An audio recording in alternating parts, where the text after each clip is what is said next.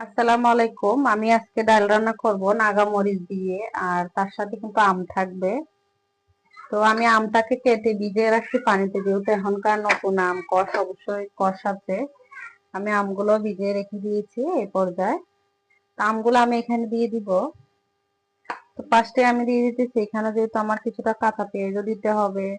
তারপরে আমি তার পাশাপাশি কিছুটা নর্মাল মানে দিতেছি, এই কাঁচামরিচ। তার সাথে আমি নাগা মরিচও দিয়ে দিলাম। তার সাথে আমি দিয়ে দিব এখন লবণ। আমি আমার টেস্ট অনুযায়ী, মানে আমার যতটুকু লাগবে ততটুকু দিয়ে দিতেছি। তো নাগা মরিচ দিয়ে কে কে ডাল খেয়েছেন, আমের ডাল তো সবাই খেয়েছেন, কিন্তু নাগা মরিচ দিয়ে কে ডাল খেয়েছেন এটা অবশ্যই কমেন্ট করে জানাবেন। কারণ এই নাগা মরিচের যে একটা ফ্লেভার গ্রান, এটা কিন্তু অনেক টেস্ট, যেটা মানে বলার বাহিরে। এভাবে আমি একবার খেয়েছি, ভালো লাগছে, যার কারণে আমি আপনাদের সাথে শেয়ার করছি। শাকের সাথে সাথে কিন্তু নাগা মরিচের টেস্টটাও ভালো লাগে। তো আমি এখানে দিয়ে দিলাম রসুন বাটাটাও। তো আপনাদের কাছে যদি ভালো লাগে এরকম ডাল অবশ্যই জানাবেন। আর এটা কিন্তু বুটের ডাল। বুটের ডাল কিন্তু আমার কাছে এমনিতে অনেক ভালো লাগে, মসুরির ডালও ভালো লাগে, কিন্তু বুটের ডালটা আমার ভালো লাগে। তো তার পাশাপাশি এখন আমি এখানে আমটা দিয়ে দিব। যে আমটা আমি পানিতে ভিজিয়ে রাখছি কষটা ওঠার জন্য, এখন আমি আমগুলো দিয়ে দিচ্ছি। তো আমার আমের ডাল ভালো লাগে, তার সাথে নাগা মরিচের ফ্লেভারটা ভাত খেতে তো মনে করেন হেভি লাগবে, অনেক স্বাদ হবে। তো ভালো লাগলে অবশ্যই জানাবেন।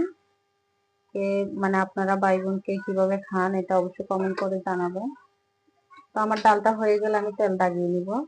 তো আমি এখানে সৌন্দর্যের জন্য এখানে মরিচ দিয়ে দিতেছি, একটা বড় সাইজের শুকনো মরিচ কালা, সেটাকে আমি টুকরা করে দিয়ে দিলাম।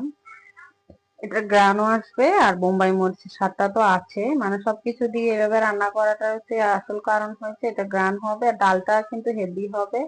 তো বুঝতেই পারছেন আপনারা। সাথে ঘরে সেমাই বাসায় ছিলাম, তারপর পাশাপাশি আমি নাস্তাটাও করে নিব। ডালটা আমার হয়ে গেছে, আমি এখন তেল দাগিয়ে দিব।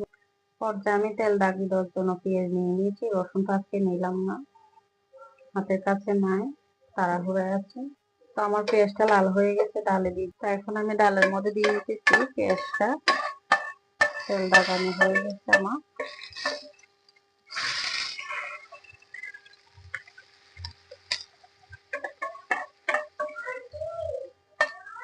এভাবে দিলে গ্রান বের হয় ডাল থেকে, এটা অনেক স্বাদ হয়। তো আমি ধনিয়া পাতাও সবগুলো দিয়ে দিলাম। কেমন হয়েছে আমার ডালটা অবশ্যই জানাবেন।